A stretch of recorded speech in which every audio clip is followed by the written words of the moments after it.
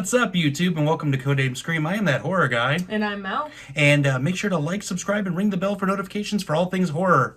We're back. Sorry, it's been about a week.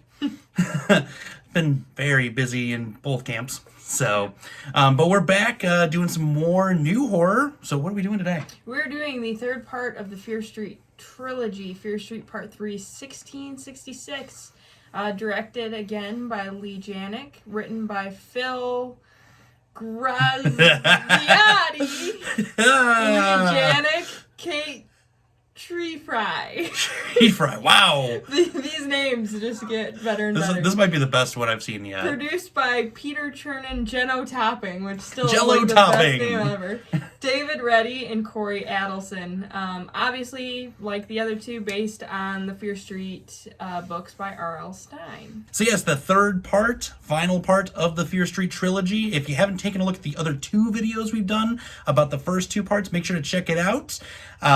Leave the spoilers out in the comments below. Just message us directly if you want to talk a little bit more. Give some people the opportunity to actually see it that have not seen it. And this one was two parts in one film, which was a little interesting. It just ran just shy of 2 hours. And started off as a period piece, getting the back history of Sarah Fear and the whole story that's built up through this whole trilogy. And then the tail end of it is back to 1994 again. Beyond that, I'm not going to give much more on the spoiler side. We're just going to kind of discuss how we felt about it and go from there. So, how did you feel? This was my favorite part of the three. Okay. I didn't think any of them was going to beat that first one. Mm-hmm. And like I said in the last video, the second one I liked a lot, but not as much as the first one. This one just, like, took the cake for me. Like, okay. I loved seeing the true story of Sarah Fear and how everyone was, like, so afraid of her when there was really nothing to be afraid of. Right. And I like movies in that time period are probably my favorite type of movies. Like, I love, like, movies that take place in, like, between 1600 and, like, 1700. That you can understand. Because, like, a lot of those movies, you're like, what is happening? I don't know what's happening.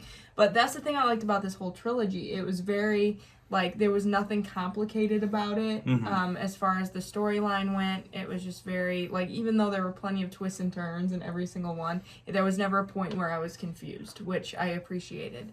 But this one, the time, like I said, the time period, maybe not 100% like accurate as far as clothing and whatever, but you don't care because the storyline is just so good. Like I said, the Sarah Fear storyline was like way better than I thought it was going to be. Because up until this point, you think she's someone that she's not. Right.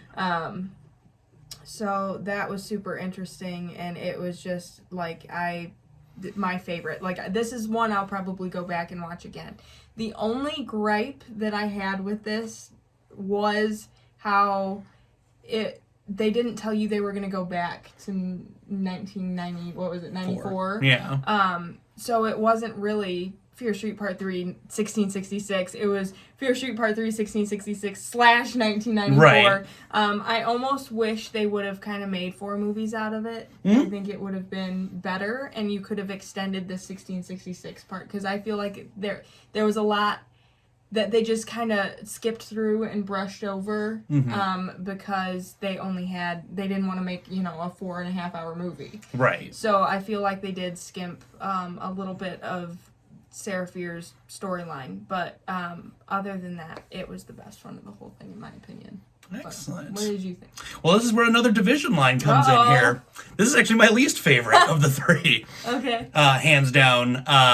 It felt very rushed. I will give you that. The whole Sarah Fear thing, I felt like didn't get nearly enough time to really build up. Mm-hmm. We've got a just shy of 2 hour marker going on, and we're going to spend the first, half of the film focusing on her backstory and then just go to this huge ending. Right. I felt like her storyline deserved a lot more. I felt very rushed in there at the end. Felt very reminiscent of The Witch, which is another, period piece of horror. Another period piece of horror that made me sleep the entire time as well. Really? Yeah.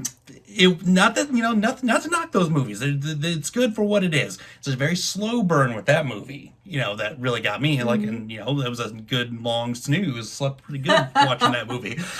This one, I did not catch my interest as much as the other two did. And I think a lot of the other two, it's more my style of horror. It's a lot more slasher. It's body count. It's just kind of in your face violent the entire time. Are you just not in general a fan of horror that takes place in that time period? No, yeah, like any the 1600s, like the period piece horror. I'm just not a very big fan of. Also, just kind of witchcraft horror in general. It's not very scary to me. It's very boring at best. And then the second half with the mall I'm pretty sure the same mall from Stranger Things. It looks just like the Starcourt Mall, almost to a T. I looked up what mall it was. I can't remember off the Yeah, I looked, but I think it's a mall they use for a lot of different things. Yeah, but this it looked like the Starcourt all over again. I was like, oh, we're getting the Battle of Starcourt, Fear Street edition. Awesome. No monsters here, just some undead slashers instead.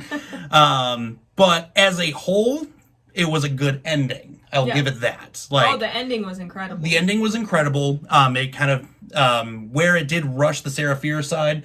The back half, the ending of the film, did bring it all together really nicely. I would say that much. But yeah, I really feel like this entire trilogy. My biggest gripe of the entire thing, it shouldn't have been a film series. It should have been a miniseries or a series in general. Should have just been Fear Street. Yeah. And given us starting at 1666. Give it the fair. You could have made a whole season just based on that, or even at least half of a season. And then the back half of the season being 94, and then we go back to 78, and then back to 94. I liked that the 1666 was last though, because I liked seeing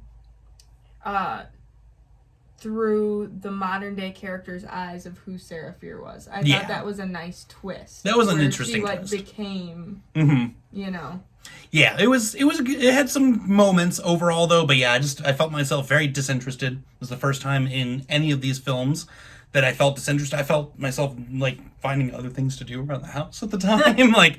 Hey, I'm just gonna go wash some dishes while I watch this instead. See, that's how I felt about the second one. See, and I love the second one. The second one was very reminiscent of Friday the 13th. But yeah, that was my biggest thing with it. It's just very reminiscent of the movies I grew up with and I loved. And what really got me into horror as a whole were films like that. Another gripe I had about part 3, where you were like, oh, it didn't really matter, that the outfits and the set and whatnot. Oh, that mattered to me big time. Oh, well, it was all over it though, especially 1978 and 94. It was inconsistent throughout the whole thing. The whole series. But it's just not super important to the storyline, what they're wearing. Who cares? But if you're gonna slap a date on your stuff, make sure you do it. Follow through. It's all about the follow through. I thought 1666 was the most consistent.